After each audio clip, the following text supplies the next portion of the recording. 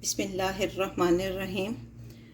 आज हम icing sugar बनाएंगे जो कि हम बाज़ार से ख़रीद कर लाते हैं। मुख्तलिफ़ केक्स और डिज़र्ट में यूज़ होती है और बाज़ार में काफ़ी महंगी भी मिलती है। हम घर की ही चीज़ों से इसको आराम से घर में बना सकते हैं। ये घर में इस्तेमाल होने वाली आम शुगर है। ये 1 कप मैंने लिया है। कप चूँकि मेरा बड़ा है, ये देखें कप में डाल ली है। अब अगर आपका कप छोटा है तो आपने 1 टेबल स्पून उसमें से निकालना है। मेरा कप चूँकि बड़ा है तो मैं 2 टेबल स्पून इसमें से चीनी को ये अलग कर लूँगी। 2 टेबल स्पून चीनी को अलग कर लिया है और 2 टेबल स्पून कॉर्नफ्लोर इसमें मैं ऐड करूँगी। ये 2 टेबल स्पून हमने चीनी को निकाला था और 2 टेबल स्पून हमने इसमें कॉर्नफ्लोर मिला दिए। अब इसको अच्छी तरह मिक्स करके इसको हम ग्राइंड करेंगे। बहुत अच्छी तरह हमने इसको मिक्स करना है सबसे पहले, उसके बाद हमने इसको ग्राइंड करना है। अब हम इसको ग्राइंड करने के लिए इसमें डालेंगे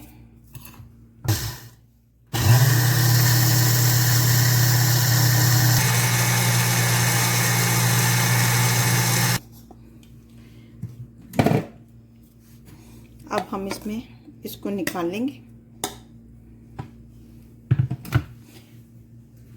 अच्छी तरह इसको मिक्स करने के बाद दोबारा इसको हमने ग्राइंड करना है। 3 टाइम हमने ग्राइंड करना है इसको। जब हम इसको ग्राइंड करते हैं तो ये बहुत ज़्यादा वाइट हो जाती है। अब हम इसको दूसरी दफ़ा फिर ग्राइंडर में डालेंगे और फिर पीसेंगे। ये प्रोसीजर हमने 2-3 दफ़ा करना है ताकि अच्छी तरह हमारी बाजार जैसी बन जाए।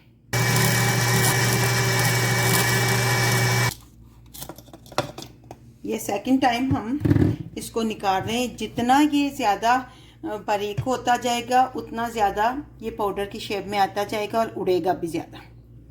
दूसरी दफ़ा भी जब हमने ग्राइंड करके इसको निकालना है, फिर इसको अच्छी तरह मिक्स करना है और फिर उसके बाद तीसरी दफ़ा ग्राइंड करने के लिए डालना है। अब तीसरी दफ़ा हम फिर डालेंगे।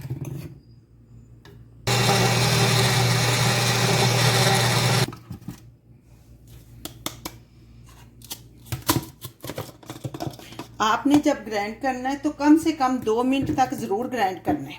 ग्राइंड करने के बाद आपने इसको निकालना है। अभी हमारा ये देखें, एक बाउल मैंने रखा था जिसमें हम ग्राइंड करके निकालते थे, ये दूसरे में अभी है। और इनके देखें दोनों कलर्स में कितना फ़र्क है।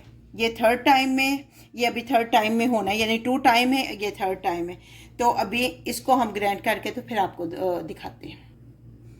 लें जी, हमारी आइसिंग शुगर बनकर तैयार हो गई है। जब आप इसको यूं करके भी देखेंगी तो बहुत रिफाइन सी है, बिल्कुल मुलायम सी होती है। तो आप इसको केक में और दूसरी डिज़र्ट में इस्तेमाल करें और इंजॉय करें और हमें दुआओं में याद रखें। जज़ाकल्लाह खैर।